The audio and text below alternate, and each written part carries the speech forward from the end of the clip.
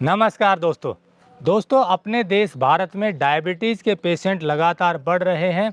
10 करोड़ से ज़्यादा लोग डायबिटिक हैं और अगले 5 साल में करीब 13 करोड़ लोग डायबिटीज़ के शिकार हो सकते हैं, यानी कि प्री डायबिटिक स्टेज पर हैं। ऐसे में ये एपिडेमिक की तरह हो गई है डायबिटीज़ की बीमारी, और ये सब हो रहा है खान पान में बदलाव के कारण। ज़्यादातर लोग अब फास्ट फूड खा रहे हैं या लगातार गेहूँ खा रहे हैं और कोल्ड ड्रिंक्स और इस तरह के प्रोसेस्ड आइटम खाते हैं। एक्सरसाइज कम हो गई है, तेलीय पदार्थ ज़्यादा खाते हैं, फैटी आइटम ज़्यादा लेते हैं और साथ में स्ट्रेस लेवल भी अब बढ़ता जा रहा है। तो ये सब चीज़ें मिलकर पेशेंट बना देती हैं डायबिटीज़ का। और कमाल की बात देखिए कि कई लोगों को तो तब पता चलता है कि उन्हें डायबिटीज़ हो गई है जब वो किसी और बीमारी के कारण ब्लड टेस्ट करवाने जाते हैं और फिर निकल कर आता है कि उनका शुगर लेवल 300, 400, 500 तक है। टेक्निकल फार्मिंग चैनल को सब्सक्राइब करें और बेल आइकन भी दबाएं ताकि आगे आने वाले वीडियो की नोटिफिकेशन आपको मिलती रहे।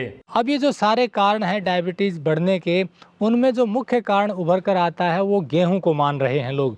पहले अनाज बदल बदल कर खाते थे, लेकिन अब अनाज में मुख्य रूप से गेहूँ खाया जाता है और गेहूँ में भी गेहूँ को अल्ट्रा प्रोसेस करके खा रहे हैं। जैसे कि उसकी मैदा से जो आइटम बनते हैं, पिज़्ज़ा, बर्गर, चाउमीन या तंदूर की रोटियां या इसी तरह से बिस्किट, ब्रेड, ये सब चीज़ें अल्ट्रा रिफाइंड करके मैदा से बनती हैं। जो गेहूं को रिफाइन करते हैं उसका चोकर हट जाता है। तो इस तरह से जो ग्लाइसेमिक लोड है गेहूं का, वो सीधे हमें असर करता है। ग्लाइसेमिक इंडेक्स तो ज़्यादा होता ही है, लेकिन दूसरी तरफ गेहूं हमारा मुख्य भोजन है तो इससे बच भी नहीं सकते। और एक और चीज़ जो गड़बड़ कर रही है कि गेहूं को उगाते वक्त उसमें बहुत सारा रासायनिक खाद और केमिकल डाल रहे हैं। उसके कारण गेहूं का टेक्सचर बदल रहा है, उसकी न्यूट्रिशन वैल्यू कम हो रही है। इसका मैं एक एग्जांपल आपको दूं। एक फ्लोर मिल के मालिक ने बताया कि वो अब जो फ्लोर बनाते हैं, यानी कि आटा गेहूं से बनाते हैं, तो बहुत हार्ड गेहूं आने लगा है।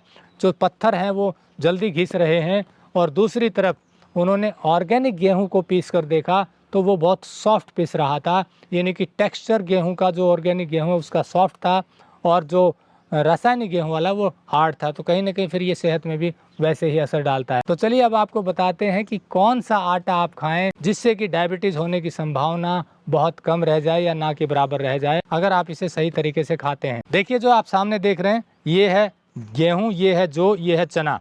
इन तीनों चीज़ों को मिलाकर बनती है ऐसी रोटी। ये देखिए, ये रोटी डायबिटिक पेशेंट के लिए कहिए या प्री डायबिटिक के लिए कहिए या हेल्दी व्यक्ति के लिए कहिए, बेहतरीन है। ये आटा है, इन तीनों चीज़ों से मिलाकर ये आटा बना है। कितना कितना मिलाना है ये बता देता हूँ आपको। ये जो गेहूँ आप देख रहे हैं ये ऑर्गेनिक है। अगर कोई डायबिटिक पेशेंट है तो कोशिश करें ऑर्गेनिक गेहूँ लें। सबसे पहली कंडीशन ये है। बहुत से किसानों के हमने वीडियो बनाए हैं जो ईमानदारी से ऑर्गेनिक गेहूँ उगा रहे हैं। आप अपने हिसाब से, ज़रूरत के हिसाब से गेहूँ मंगवाइए। ऑर्गेनिक गेहूँ भले ही आप 20-25 किलो एक बार मंगवा लीजिए ट्रायल के लिए, पर लीजिए ऑर्गेनिक गेहूँ। बहुत ज़्यादा अंतर नहीं आता है। मार्केट में मान लीजिए गेहूँ आपको मिल रहा है 2,500 रुपये जो केमिकल है, और ऑर्गेनिक हो सकता है आपको 2 गुना रेट पर मिले, लेकिन सेहत के लिए बहुत गुणकारी है। तो ये गेहूँ हो गया। ये है जी फूड बार्ले। फूड बार्ले यानी कि जो फूड जो है ये इसके ऊपर हस्क नहीं होता है। जो फीड बार्ले होता है उसके ऊपर हस्क होता है, तो वो छिलका उतारना पड़ता है, पिसाई के बाद छानना पड़ता है। पर ये फूड बार्ले है, ये ऐसा है जिस पे हस्क नहीं होता। न्यूट्रिशन वैल्यू ज़्यादा। इसका ग्लाइसेमिक इंडेक्स 26 से 28 है, जो कि आमतौर पर गेहूं का 60 के आसपास मिलता है। इसका है 26 से 28। लेकिन ऑर्गेनिक गेहूं इस मामले में भी बेहतर है, रासायनिक तरीके से उगाए गए गेहूं की तुलना में। तो ऑर्गेनिक गेहूं लेना है। फिर ये जो है ये लेना है फूड बार्ले, फीड बार्ले भी ले सकते हैं। और ये चना है, चने का भी ग्लाइसेमिक इंडेक्स लो होता है। तो इस तरह से 40 से 50% जो लेना है, 30 से 40% गेहूं लेना है और 20% चना लेना है। इनको मिलाकर आटा बनवाना है। गेहूं इसलिए लेना है क्योंकि उसमें लोच आ जाएगा, रोटी अच्छी बन जाएगी। इन दोनों को मिलाएंगे थोड़ी सी कॉम्प्लिकेशन आ सकती है, अगर बना सकते हो तो बेहतर है। पर टेस्ट के लिए अगर कहें तो उसमें 30-40% गेहूं रख लें, पर ऑर्गेनिक वाला। ये मैं डायबिटिक पेशेंट या जो डायबिटिक प्री डायबिटिक है उनकी बात कर रहा हूँ। जनरल हेल्थ, जिनकी हेल्थ अच्छी है उनके लिए भी बेहतरीन है। फिर आटा बनेगा ऐसे, इसको छानना नहीं है। एक खास बात ध्यान रखनी, इसको धोना है। ये धो करके सुखाना है और सुखा करके फिर पिसवाना है। फूड बार्ले की मैं और खासियत बता दूं, इसमें हाई प्रोटीन है, हाई फाइबर है, ग्लाइसेमिक इंडेक्स कम है, ग्लाइसेमिक लोड कम है।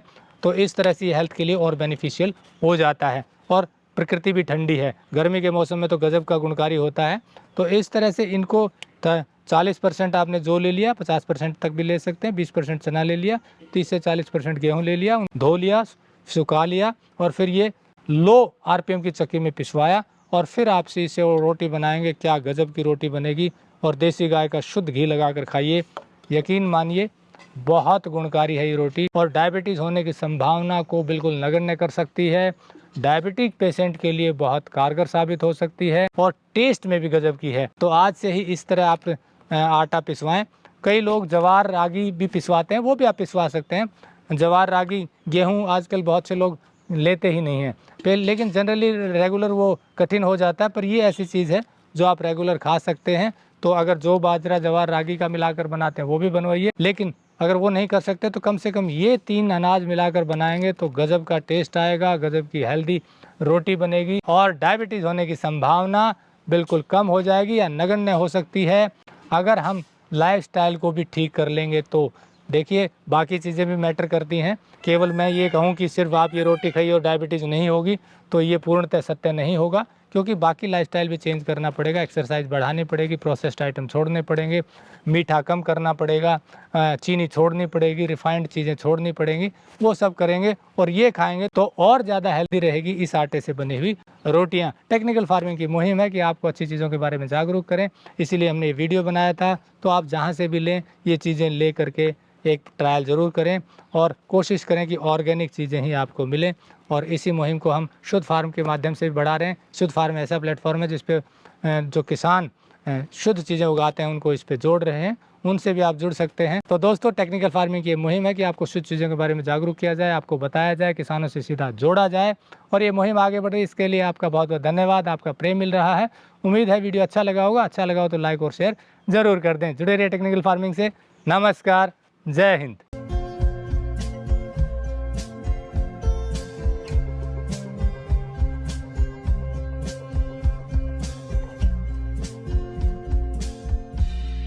अगर आपको यह वीडियो पसंद आया है तो ज्यादा से ज्यादा लाइक और शेयर जरूर करें। साथ ही चैनल को सब्सक्राइब करना ना भूलें।